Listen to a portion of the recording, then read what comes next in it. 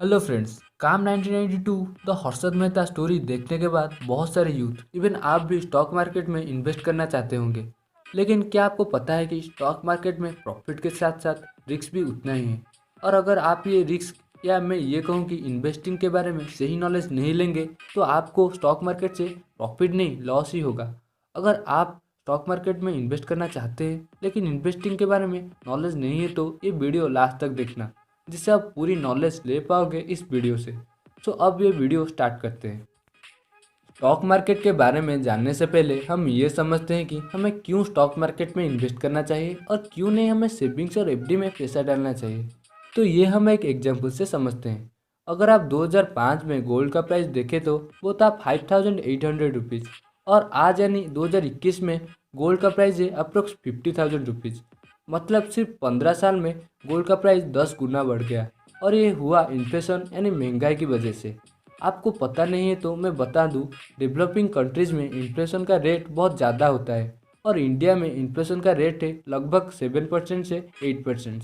यानी अगर आपका पैसा हर साल 7% से ज़्यादा की रेट पे ग्रो करता है तो आपका पैसों का वैल्यू इंक्रीज हो रहा है। लेकिन अगर आपका पैसा इससे कम की रिटर्न दे रही है तो आपका पैसा बढ़ नहीं रहा है बल्कि कम हो रहा है। तो अब हम सेविंग्स, एफडी और स्टॉक मार्केट को कंपेयर करते हैं और देखते हैं किसमें 7% से ज़्यादा रिटर्न मिलती है और किसमें कितना रिस्क है। फर्स्ट हम सेविंग्स के बारे में बात करते हैं। सेविंग्स, जिसे 70% इंडियंस रिस्क फ्री और बेस्ट समझते हैं अपने पैसों को ग्रो करने के लिए।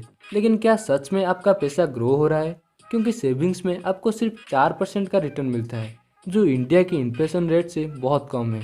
इसलिए सेविंग्स में आपका पैसा ग्रो नहीं बल्कि हर साल उसका वैल्यू थोड़ा थोड़ा कम हो रहा है, जो स्टॉक मार्केट से भी ज़्यादा रिस्की है।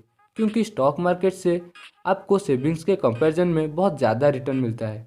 अब कितना रिटर्न मिलता है ये बात मैं आपको लास्ट में यानी स्टॉक मार्केट को एक्सप्लेन करते वक्त बताऊंगा।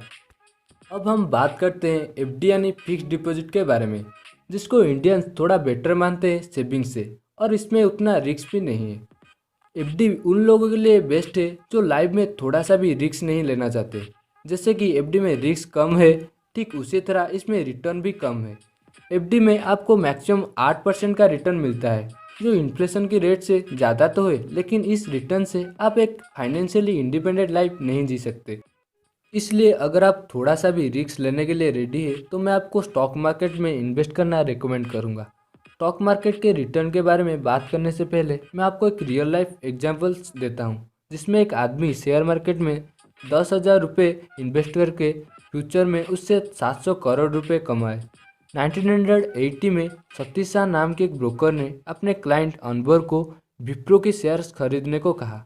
क्योंकि विप्रो तब एक न्यू कंपनी थी, इसलिए अनवर विप्रो की 100 शेयर्स 10,000 रुपीज़ में खरीदी, यानी एक शेयर लगभग 100 रुपये में।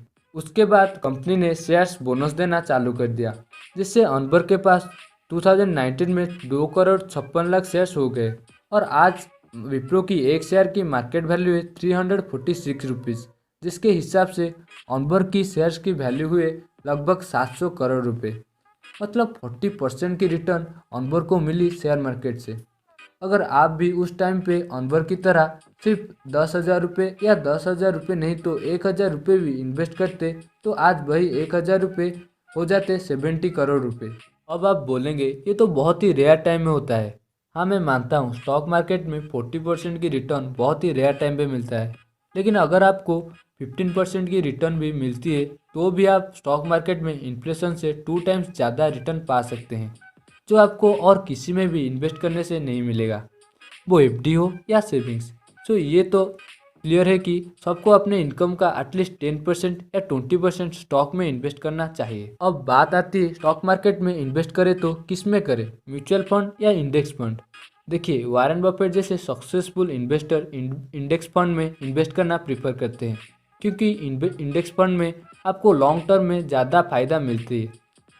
आई होप ये वीडियो देखने के बाद स्टॉक मार्केट में क्यों इन्वेस्ट करना चाहिए ये आप समझ गए होंगे। और अगर आपको ये वीडियो से कुछ भी वैल्यू मिला है तो ये वीडियो को लाइक करें और हमारे चैनल लाइव लेसन को सब्सक्राइब करें, क्योंकि हम आपके लिए इन्वेस्टमेंट, बिजनेस केस स्टडी और सक्सेसफुल लोगों की बुक समरीज रिलेटेड वीडियोस लाते रहते हैं।